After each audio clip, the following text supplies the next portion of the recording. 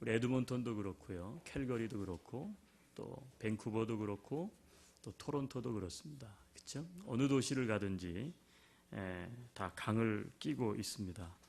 큰 도시가 있어 강이 흐르는 것일까요? 아니면 강이 흘러서 큰 도시가 생겨난 것일까요? 어떤 게 맞습니까?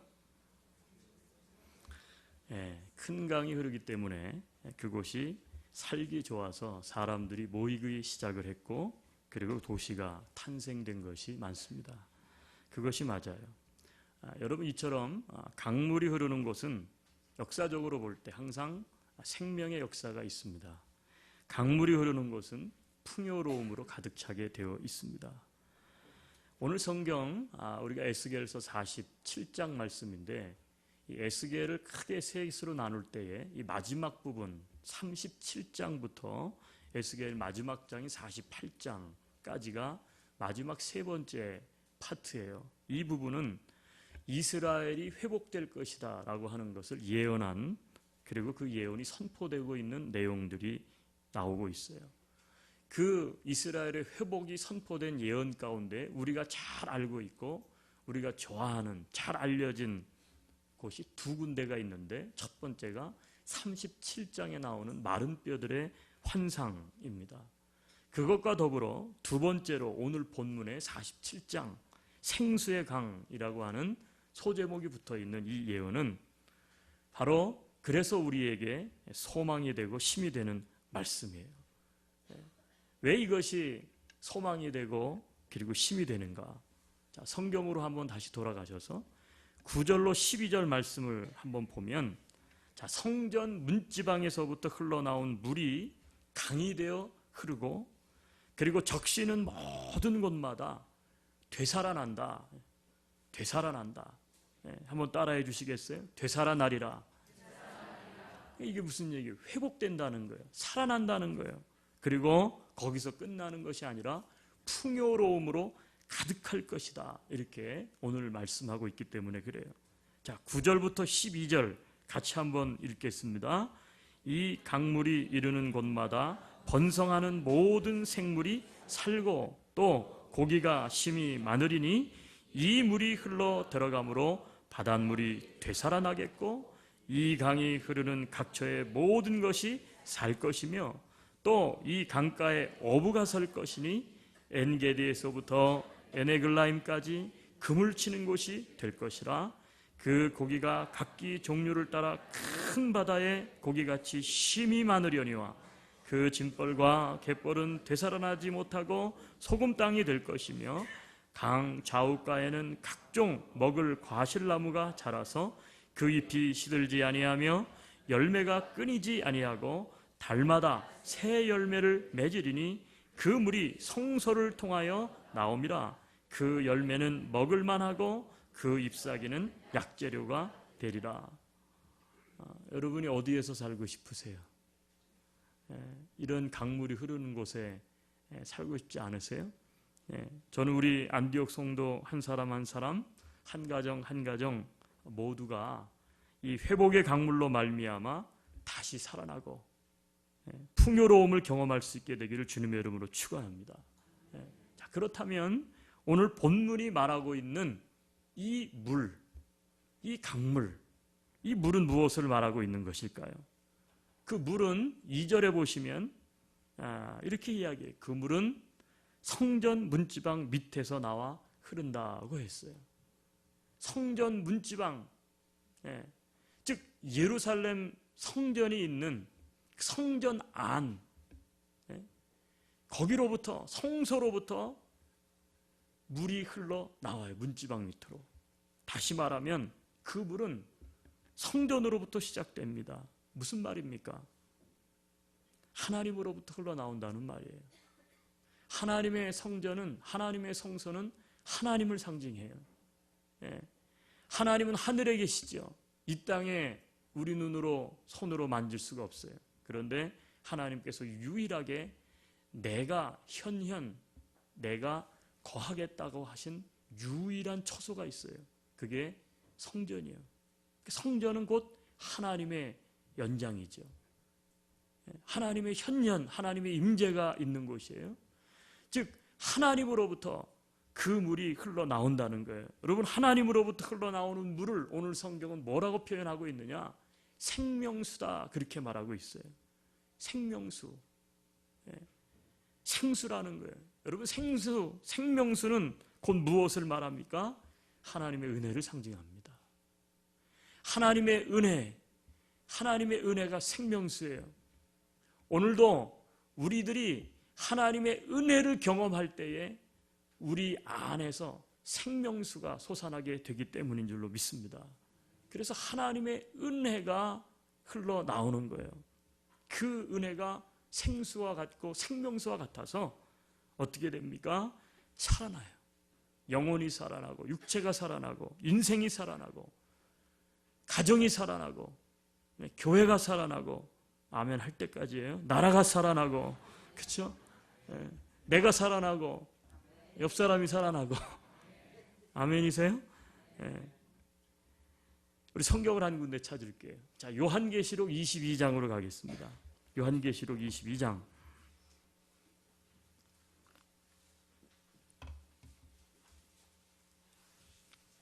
1절, 2절.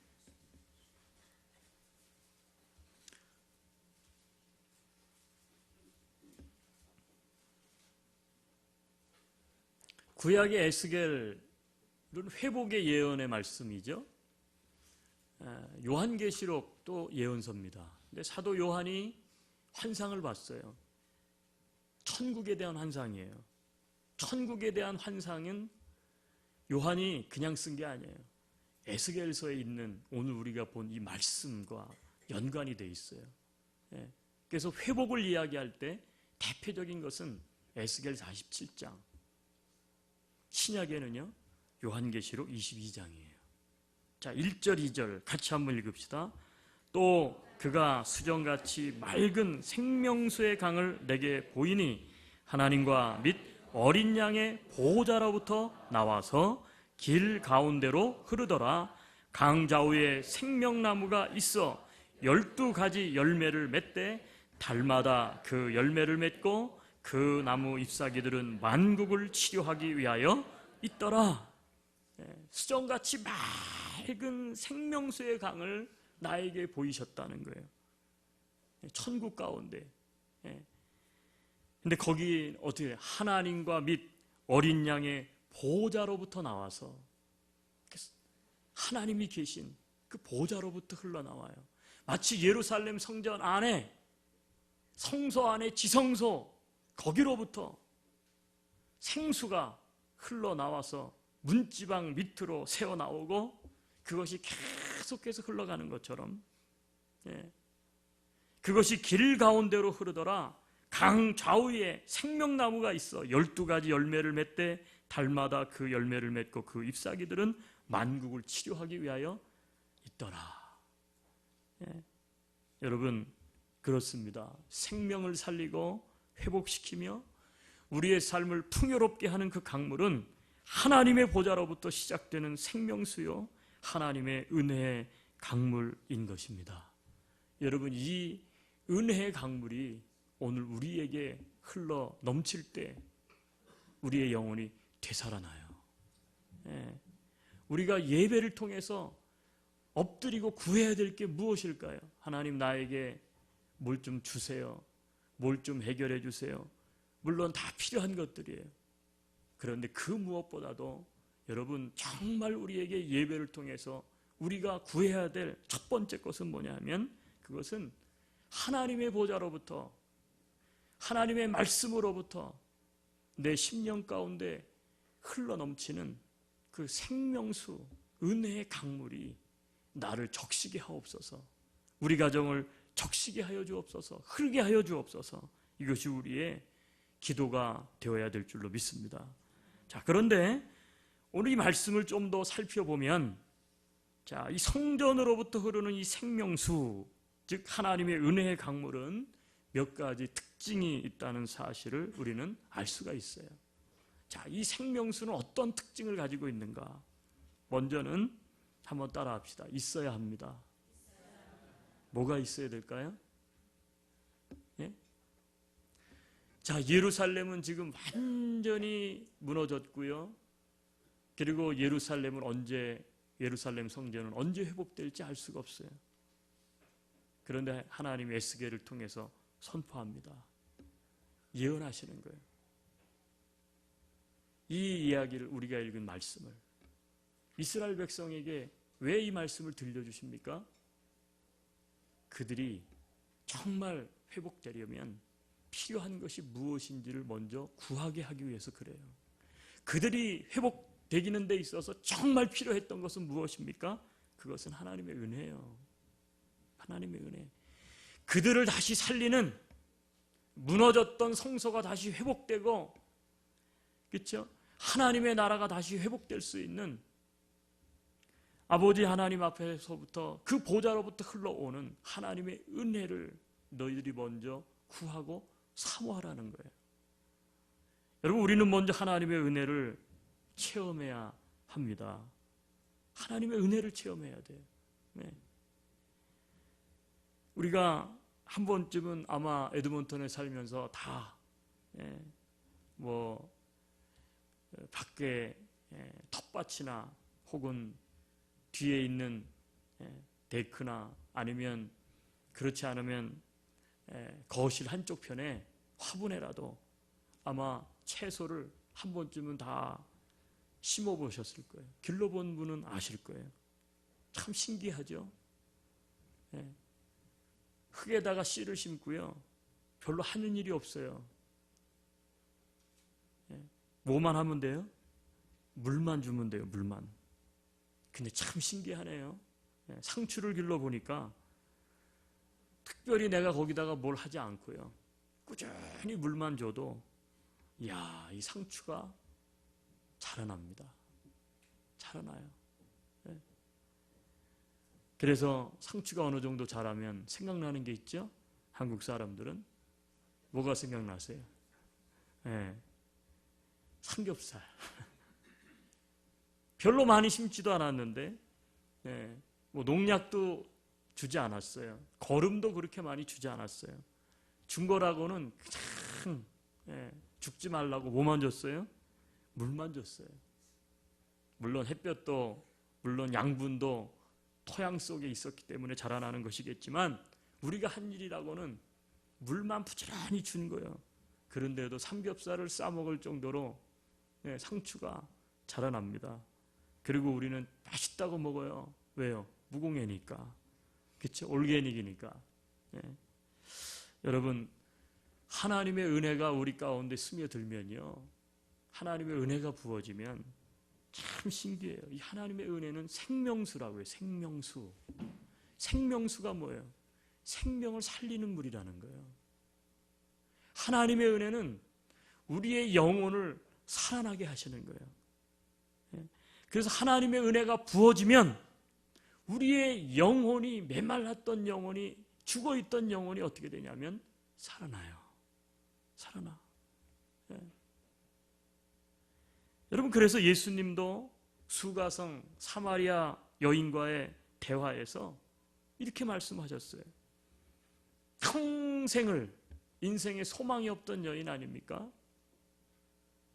인생 한번 제대로 살아보고 싶은데 꼬이고 또 꼬이고, 이 남자 만났는데도 이 남자로부터도, 저 남자 그래서 만났는데도 저 남자로부터도, 지금 그래서 새로 살고 있는 남자가 있는데 이 살고 있는 남편으로부터도, 남자로부터도 만족함이 없어요. 인생이. 사람들은 손가락질합니다. 아이고, 도덕적으로 문제가 있는 여인. 그래서 물길러 그 뜨거운 중동의 햇빛 정오에 말이죠, 남들 눈을 피해서 물을 길러 나오는 여인이에요. 이 여인은 인생이 갈급한 여인이에요. 근데 예수님께서 이 여인을 향해서 요한복음 4장 10절에 보면 이렇게 이야기해요. 예수께서 대답하여 이르시되 네가 만일 하나님의 선물과 또 네게 물 좀 달라 하는 이가 누구인지를 알았더라면 네가 그에게 구하였을 것이요 그가 너에게 생수를 주었으리라. 생수를 준다는 거예요. 이 여인이 이 생수에 대해서 잘 알지 못했어요. 아니, 당신이 누군데 나에게 생수를 준다고 이야기합니까? 도대체 어떤 생수를 이야기합니까? 그랬더니 그 뒤에 14절에 예수님께서 이 생수에 대해서 이렇게 말씀하세요. 내가 주는 물을 마시는 자는 영원히 목마르지 아니하리니 내가 주는 물은 그 속에서 영생하도록 솟아나는 샘물이 되리라. 여러분, 물은 마시고 또 마셔도 갈증이 있죠. 그런데요, 생수는요, 우리의 해갈을 어떻게 돼요? 우리의 목마름을 해갈시켜 주죠. 시원하게 해줘요. 여러분, 우리 인생은 이 여인처럼 어떻게 보면 만족함이 없어요. 힘들고 어려워요. 그런데 예수님께서 주시는 물, 영원히 목마르지 아니하는 물, 영생하도록 솟아나는 샘물. 여러분, 예수님께서 우리에게 주시는 물, 하나님께서 우리에게 주시는 물은 생명수와 같아서, 이 하나님의 은혜와 같아서 이것을 마시거나 이것을 체험하면 우리 속에서 뭐예요? 역사가 일어나는 거예요. 영혼의 역사가 일어나고요, 육체가 역사가 일어나고요, 우리 인생이 변화가 일어나고요, 그리고 우리의 가정이 다시 살아나기 시작하는 줄로 믿습니다. 그렇기 때문에 하나님의 은혜의 강물은 첫째 특징이 뭐냐면 있어야 됩니다. 근데 그 있어야 되는 그 생수가 아무리 찾고 세상에서 찾고 찾아도 이 세상에는 없다는 거예요. 그게 물질인 줄 알았는데, 돈인 줄 알았는데, 갖고 또 갖고 소유하고 또 소유하고 해도 만족함이 없어요. 아니, 만족함이 인생 가운데 있다 할지라도 인생의 결국 끝에는 그 소유한 물질이 내가 1센트도 가져가지 못하고요, 내 것이 아니고 다 놓고 가게 돼 있어요. 아, 이게 내가 찾던 생수가 아니었구나. 뒤늦게 후회하는 거예요. 뒤늦게. 여러분, 그 생수는 오직 예수님 안에서, 오직 하나님 안에서만 발견되어지기 때문인 줄로 믿습니다. 그런데 하나님께서 그 물을 흘려보내시겠다는 거예요. 아니, 그 물이 오늘도 성전으로부터, 하나님으로부터, 예수님으로부터, 하나님의 말씀으로부터 흘러 넘치는 줄로 믿습니다. 이 흐르는 물에 어떻게 해야 돼요? 우리가 체험이 있어야 돼요. 두 번째 특징은요, 그 물은 고여있지 않고 계속 흐른다라는 사실입니다. 하나님의 은혜의 강물은 계속 흘러야 됩니다. 고여있으면 안 돼요. 여러분, 고인 물은 연못이라고 부릅니다. 그것을 강물이라고 부르지 않아요. 오늘 성경은 하나님의 생수가, 생명수가 성전으로부터 흘러나와서 실로암 연못에 고이더라 그렇게 이야기하고 있지 않아요. 흘러서 흐르더라 그래요. 흐르더라.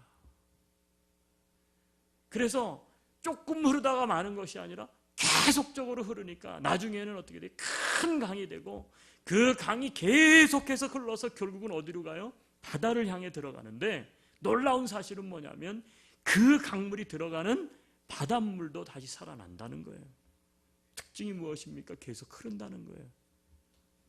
여러분, 흔히 알고 있는 것처럼 갈릴리 호수는 호수지만 물이 계속해서 저 헐몬산으로부터 흘러 들어옵니다.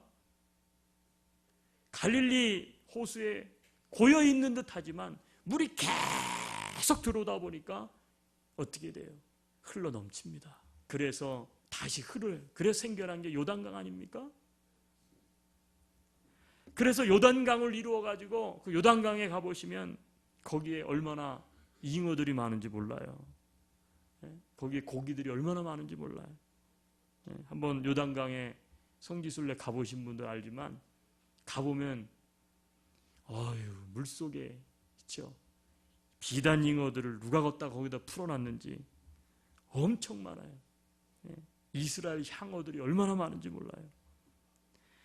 그 요단 강물이 흘러가는 곳 좌우편은 나무들이 자라기 시작합니다. 네, 그렇죠? 그리고서는 결국 하류에 가면 큰 호수를 이루어요. 근데 그 호수의 이름은 사해입니다. 사해. Dead Sea. 왜 사해라는 이름을 붙였습니까?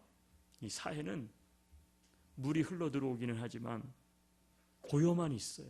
아니 물은 계속 흘러 들어오는데 왜 고요만 있습니까? 알고 봤더니 사해의 지표면이 지중해의 해수면보다 더 낮기 때문에 물이 많이 흘러 들어옴에도 불구하고 태양열에 의해서 다 증발을 해버려요.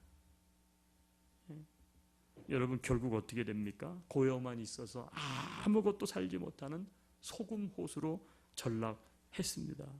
여러분 우리는 먼저 하나님의 은혜를 체험해야 합니다. 그런데 그것이 한 번으로 끝나면 안 된다는 거예요.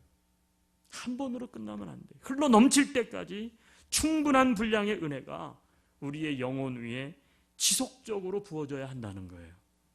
여러분 계속해서 흐르지 않으면 결국에는 메마르게 되기 때문에 그래요. 결국은 메말라요. 우리들은 누구나가 다 이 신앙에도 전성기가 있어. 신앙에도 전성기. 여러분 신앙도요 우리 인생과 같이 라이프 서클, 어린아이가 태어나서 유아기, 소년기를 거치고 청년기, 그 다음에 중년기, 장년기, 그리고요 노년기, 그리고 뭐가 있죠? 죽어요. 이게 우리 라이프 서클이잖아요. 근데 신앙에도, 우리의 신앙에도 서클이 있는 것 같아요.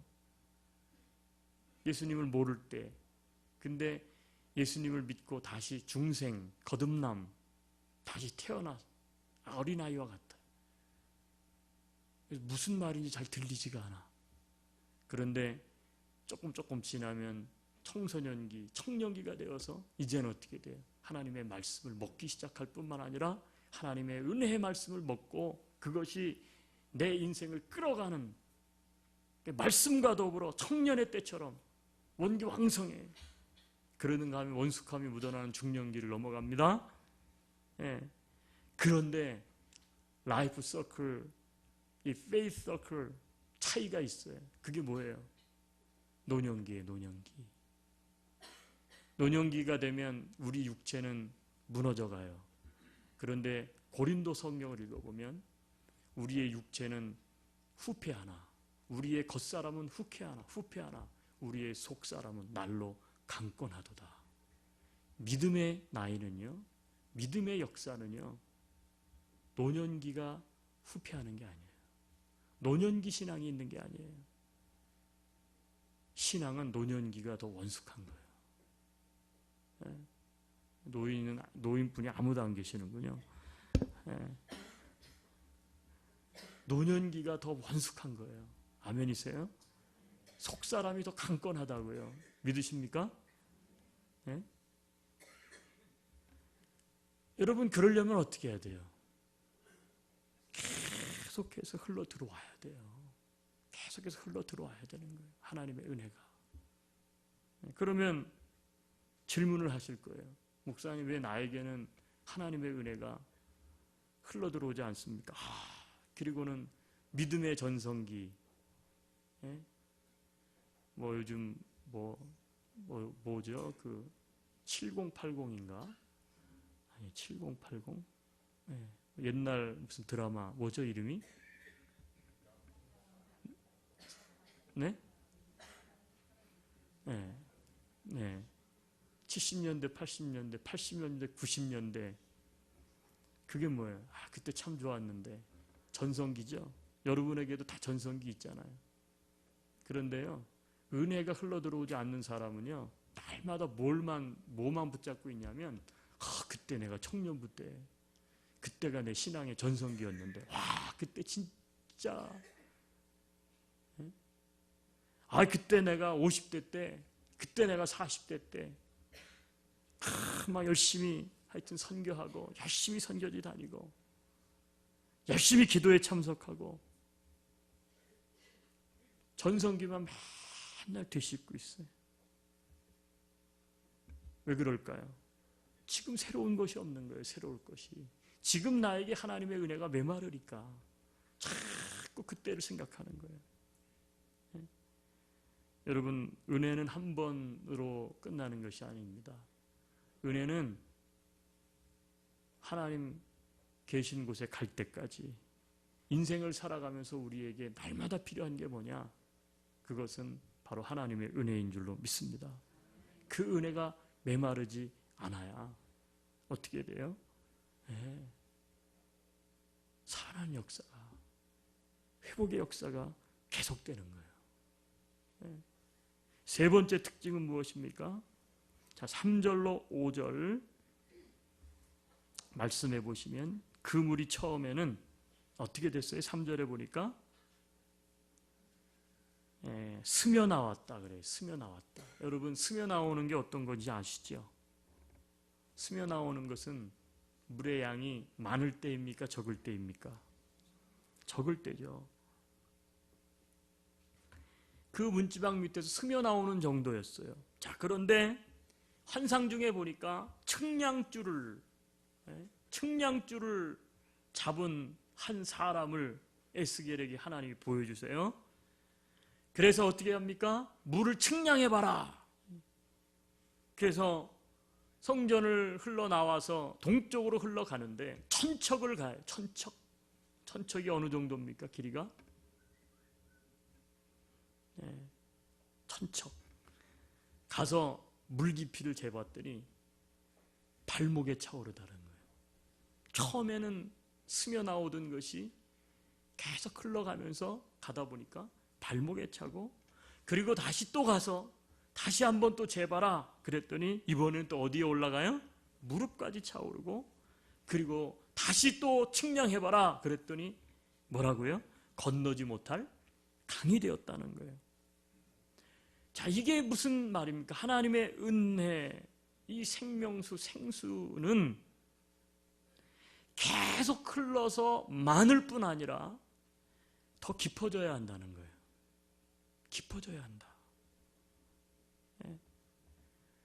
즉, 더 풍성해야 한다는 거예요. 여러분, 문제는 은혜는 계속 받는데 왜 우리의 영성이, 내 믿음이 깊어지지 않을까? 계속 하나님의 은혜를 내가 받기는 받는데 안 받는 거 아니에요? 근데 왜 영성이, 믿음이 깊어지지 않을까? 이유는 하나예요. 담기지 않아서 그래요. 담기지 않아요. 하나님의 은혜가 없는 게 아니에요. 하나님의 은혜가 우리 가운데 있어요. 그런데 하나님의 은혜를 담지를 못해. 조금 담았어. 근데요, 금방 다 까먹어버려요. 담기지가 않으니까 깊이가 없어져 버려요. 구멍이 뚫려서 다 빠져나가 버려요. 하나님의 은혜를 체험해서 감격이 있고 감동이 있고 뜨겁고 열정이 있고 좀 깊어질 만하다가, 그쵸, 어떻게 돼요? 가시덤불이 휙, 바람이 휙, 고난 혹은 사단이 가져다주는 가시덤불과 같은 기운을 막는 것이 덮여버리면 다 꺾여버리는 거예요. 다 잃어버리는 거예요. 그 시험을 통과하지 못해. 여러분, 우리가 하나님의 은혜가 계속 흘러야 하지만 더 풍성해지려면, 우리의 영성이 더 풍성해지려면 하나님의 은혜를 잘 담을 수 있는 우리 심령이 되어야 될 줄로 믿습니다. 지금 하나님의 은혜를 내가 경험하고 받고는 있는데 담기고 있나요? 어느 정도입니까? 발목 정도 되세요? 아니면 허리 정도 되세요? 아니면 꼴까닥 헤엄쳐야만 되는 정도입니까? 왜 하나님의 은혜는 나에게 메마른 것일까요? 왜 담지 못하죠? 왜 담기지 않죠? 왜 깊이가 깊어지지 않습니까? 오늘 우리가 한번 잘 생각해 볼 일이에요. 네 번째, 오늘 이 말씀 은혜의 강물의 네 번째 특징, 그것은 악한 것, 거짓된 것, 음란한 것이 흐르면 안 된다는 것입니다. 자, 예루살렘이 왜 망했습니까? 왜 예루살렘 성전이 다 회파가 되었습니까? 이유는 하나예요. 성경에서 보면 이유는 이스라엘 백성들이 우상을 섬겼기 때문에, 이스라엘 백성들이 정의롭지 못하고 악하고 죄 가운데 빠져 있었기 때문에. 여러분, 그렇다면 왜 하나님께서는 예루살렘 성전을 무너뜨려 버리셨습니까? 여러분, 예루살렘 성전이 한때는 우상 동물 제사를 드리는 제단으로 전락되어 버린 거예요. 그러니까 우상에게 바치는, 하나님에게 드렸던 제사의 단이 아니라 그것을 폐하고 이스라엘 백성들이 우상을 숭배하는 동물의 제사를 드리는, 심지어 어린아이들을 불사르는 제단으로 타락을 해버리니까, 여러분, 그 제단으로부터 하나님의 은혜가 흘러가서 이스라엘 백성들이 살아나고, 그렇잖아요. 근데 그 제단으로부터 뭐가 흘러가기 시작해요? 악한 것이 흘러가기 시작해요. 거짓된 것이 흐르기 시작을 해요. 음란한 것이 흐르기 시작을 해요. 결국 어떻게 됩니까? 이스라엘 백성들이 부패합니다. 나라가 망합니다. 나라가 망해요. 네. 여러분, 하나님의 은혜가 흘러야 합니다. 다른 것이 흐르면 안 된다. 다른 것이 흐르면 안 돼. 망하는 거예요. 악한 것, 거짓된 것, 음란한 것이 흐르면 안 돼요. 거기로부터 뭐가 흘러야 되느냐? 하나님으로부터 흘러나오는 생명수가 흘러가야 되는 거예요. 그렇다면 오늘 말씀을 우리가 좀 정리하면서 우리 자신에게 던져봐야 될 질문이 있다고 저는 생각합니다. 나의 인생과 가정에 지금 흐르고 있는 것은 무엇입니까? 내 인생 속에 지금 흘러가고 있는 게 뭐예요? 우리 가정에 지금 흘러가고 있는 것이 무엇입니까? 네? 세상 사람들은 그거를 뭐라고 얘기하는지 아세요? 가풍이다, 그렇게 이야기해요. 그 집안의 분위기. 네? 내 인생에 흐르고 있는 게 뭐예요? 내 인생에 흐르고 있는 것이 무엇입니까? 우리 가정에 흐르고 있는 것이 무엇입니까?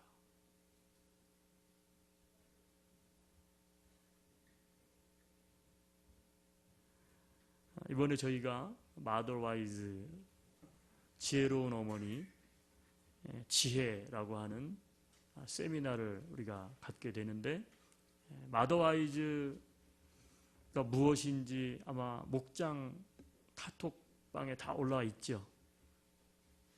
다 보셨어요? 반응들 좀 해보세요. 다들 무슨 오늘 집안에 근심이 많으세요? 다들 아주 그냥 반응 안 하기로 작정을 하고 앉아있는 얼굴들이에요. 전부 얼굴들이 왜 이렇게 다 힘이 없어요? 저처럼 시차가 아직 적응 안 되셨어요? 지금 감기가 유행인 것 같은데 이번 감기 아주 독한 것 같아요. 그렇죠? 오건사님, 그죠?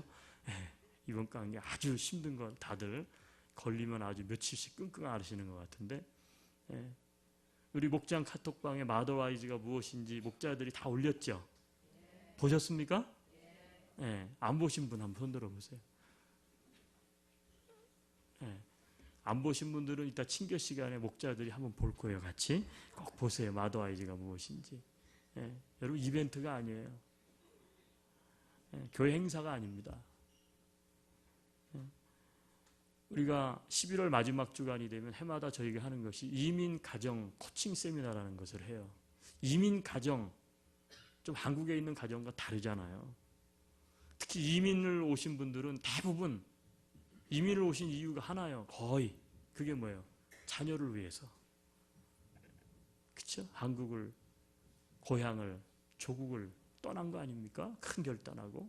그럼 달라야죠. 이곳에 세워진 가정은 달라야 되잖아요. 그런데 먹고 살기 바빠갖고 애들 돌볼 틈도 별로 없어. 그쵸? 그럼 그러려면 뭐하러 여기까지 왔어요? 정말 중요한 거 가정이 회복돼야 돼요. 가정이 살아나야 돼. 그 고민을 했는데 이민사회는 또 이 서양 문화가 있어서 목회자가 가정에 가서 자녀가 어떻게 이렇게 저렇게 물어보는 게 여기는 프라이버시잖아요. 신뢰잖아요.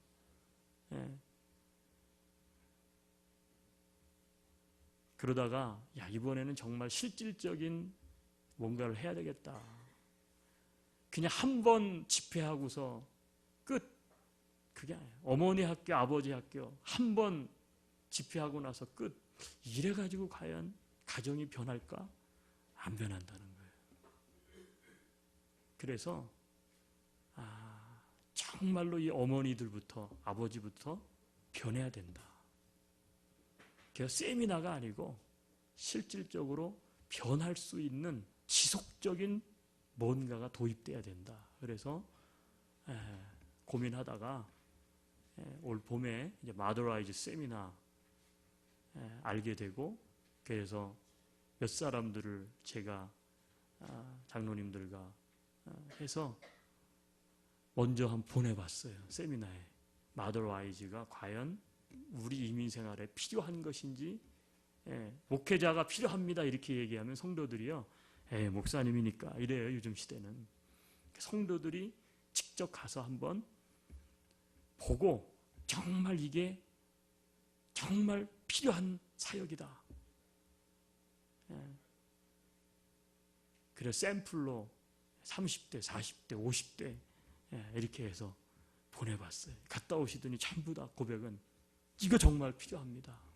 이건 한 번의 집회가 아니라 정말 필요한 우리 교회의 사역입니다. 그래서 내년부터 시작하기 위해서 그러면 이번에 한번 마더라이즈가 과연 왜 필요한지, 어떤 것인지 우리 교회에서도 세미나를 한번 해보자. 그래가지고 이제 드니스 글렌을 초대하게 됐어요. 여러분은 어떻게 생각하시는지 잘 모르겠어요. 드니스 글렌이 안디옥 교회를 온다. 아무런 감동이 없으시죠, 여러분은? 세계적인 분이 우리 안디옥 교회, 우리 교회가 수백 명이 모이기를 해요, 세미나 때. 몇 수십 명 이렇게 모일 테지만, 여기에 드니스 글렌이 온다는 거예요, 창설자가. 그게 참 신기해요. 우리 교회는 참 제가 봐도 좀 신기한 게 많아요.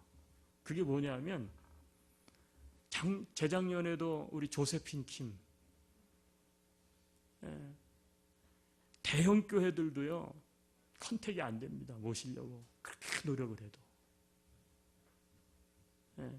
드니스 글렌 마찬가지예요. 뭘 보고 여기로 와요? 더 효과적으로 많은 사람들에게 사역을, 임팩을 주기 위한 그런 자리를 찾아가기에도 시간이 부족한 사람들 아니에요? 그것도 한인교회. 근데 여기를 오시겠다 그러는 거예요. 참 우리 교회는 복이 많아, 제가 보니까. 무슨 복이 많으냐면 참 이 강사 복이 많은 것 같아요. 정말 훌륭하고 유명한 강사분들이 많은 교회들도 있는데 이상하게 우리 교회는 이상하게 잘 오시더라고요. 왜 그런지 모르겠어. 왜 그런 것 같아요? 참 신기하죠? 여러분, 흔치 않는 기회예요. 여러분들 생각에는 그게 뭔지, 그거 또 하나의 프로그램. 그렇지 않아요. 이런 자리가 흔치 않습니다. 왜 이런 분이 여기로 오시게 될까? 저는 하나님께서 다 보내신 이유가 있다고 생각을 해요. 여러분, 사람의 많고 적음에 하나님께서 사람이 많고 적음 때문에 움직이시는 분이 아니요. 하나님은. 아멘이세요? 사람 숫자를 너무 의식하지 마세요. 예. 예. 여러분, 사람 숫자보다 중요한 것은 어떤 사람들이 모였느냐가 더 중요한 거예요. 예. 이 사역이 정말 필요한 거예요, 이 지역에. 예. 질문으로 다시 돌아가 볼게요. 우리 인생과 우리 가정에 지금 흘러가고 있는 게 뭐냐는 거예요. 여러분, 이번 세미나는 맛보기 세미나예요. 마더와이즈의 아주 지극히 적은 포션을 이제 맛을 보여드릴 텐데, 집회를 통해서. 그리고 내년부터 이 사역을 저희가 이제 당회에서 셋업하기로 결정을 하고 지금 추진하는 과정 가운데 있는 거예요. 이 사역이 이제 시작될 터인데, 이민가정을 제가 신방하고 이민가정을 제가 다니면서 받은 충격은 이것이에요. 신앙인의 가정이에요, 전부 다. 근데 정말 놀라운 사실은 뭔지 아세요? 자녀 교육? 그래, 하나님의 은혜를 받아야 돼. 근데 이렇게 해요. 야, 너 교회 가야 돼. 야, 네가 하나님의 은혜를 받아야 돼. 근데요, 여러분 착각하지 마세요. 부모에게 하나님의 은혜가 없는데, 그 가정에 하나님의 은혜가 흐르지 않는데, 그 사람 인생에 하나님의 은혜가 메말라 있는데, 자녀들 보고 너 하나님의 은혜 받아야 돼. 천만에 그렇게 역사되지 않아요. 한번 따라 합시다. 부모가 먼저 은혜를 경험해야 한다. 부모가 은혜가 없는데, 내 심령에 은혜가 없는데 자식 보고 매일 교회 가라 그러면 그 아이가 교회 온다고 하나님의 은혜가 흘러가는 것 같아요? 교회 와서 은혜를 경험하죠. 근데 집에 가보면 교회 집사님이라고 부모님들은, 그런데 그 집안에서 찬송 소리가 한 곡조도 울려 퍼지는 날이 없고, 같이 기도하는 일도 없고, 하나님의 은혜롭게 삶을 실천하지 못하는데, 그 가정이 어떻게 하나님의 은혜가 살아나겠느냐고요. 여러분, 자녀의 신앙교육은 교회가 책임지는 게 아니에요. 자녀의 신앙교육은 가정이 책임져야 되는 거예요. 가정에서 누가 책임져야 됩니까? 부모가 책임져야죠. 애들이요, 저도 그렇지만 우리 애들 보면 늘 못마땅해. 저는 특히 목사다 보니까 기준이 이랬으면 좋겠고 저랬으면 좋겠고 막, 그런데 애들이 거기에 기대에 못 미치는 거예요. 그리고 애들이 하는 짓이 어디서 그런 걸 배웠는지 잘 모르겠는데,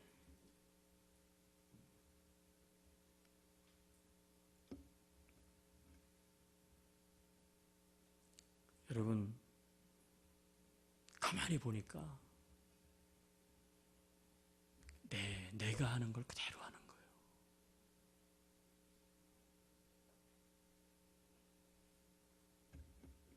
어디서 배운 게 아니에요. 나를 그대로 보내. 내가 잘 못하고 있는 거, 그걸 애들이 그대로 따라하고 있는 거예요. 어디서 이런 문제투성이 애가 나왔느냐고요? 문제투성이 애가 그냥 생기는 게 아니라 부모를 닮아가는 거예요. 신앙생활도 적당히 하고 뺀질뺀질한데 부모가 은혜의 자리로 나오지 않고, 부모의 인생 속에 하나님의 은혜가 흐르지 않고, 부부 사이에도 하나님의 은혜가 메말라 있고, 가정에도 그 가풍이 하나님의 은혜라고는 씨알도 하나도 없는데, 애가 뭘 하나님의 은혜를 경험할 수 있겠어요? 교회 와서 한 번 하고 집에 가면 늘 집에서 생활하는데, 집에서 다 아까도 얘기했지만 담기지가 않는 거예요. 다 흘러가는 거예요. 부모가 신앙생활을 뺀질뺀질하게 하고 있는데 애들이 뉴스에 와서 청년생활 청년에 와서 신앙생활 은혜롭게 하겠어요?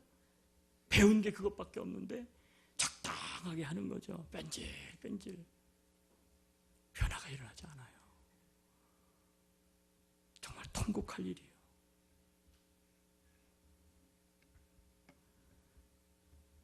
우리의 인생과 가정에 흐르고 있는 게 뭡니까?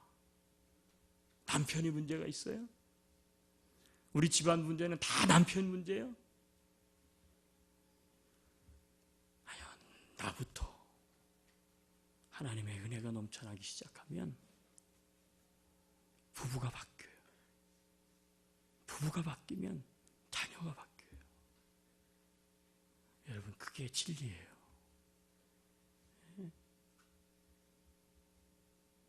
우리는 무엇을 흘려보내야 합니까? 두 번째 질문.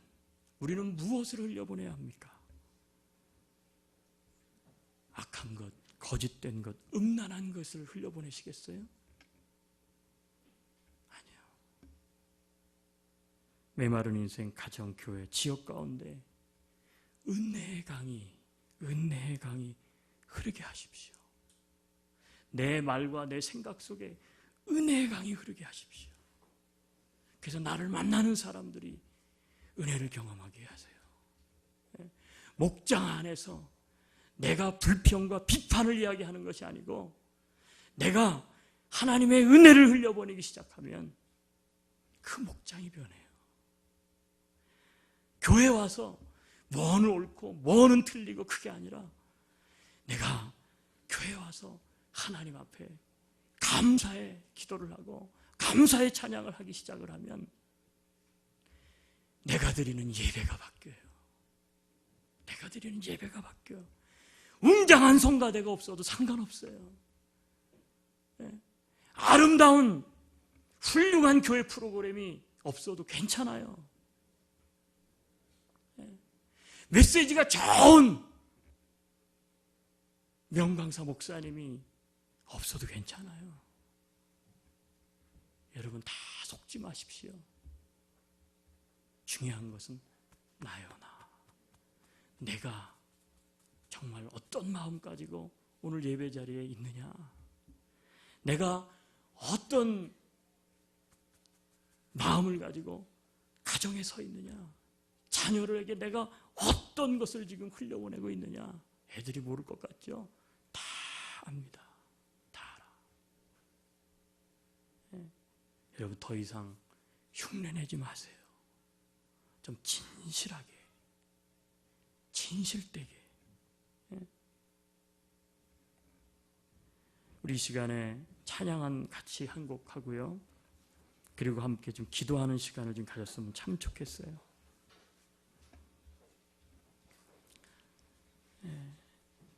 우리 찬양하고 기도할 때 이렇게 좀 기도했으면 좋겠어요. 생명수 은혜의 강이 내 인생과 우리 가정과 교회, 직장과 일터 이 땅 가운데 흐르게 하여 주옵소서. 그래서 나와 우리 가정이, 교회가 살아나고 회복되어지며 풍요로움으로 가득하게 하옵소서. 교회 목장들마다, 교회 사역들마다 은혜의 강이 흐르게 하여 주시옵소서. 우리 회복을 원합니다. 다시 살아나기 원합니다. 우리 지극히 높은 우리 이 찬양 가사 생각하시면서 간절히 부른 후에 우리 같이 한번 하나님 앞에 엎드리겠습니다. 지극히 높은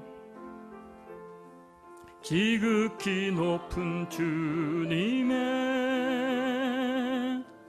나 지성소로 들어갑니다.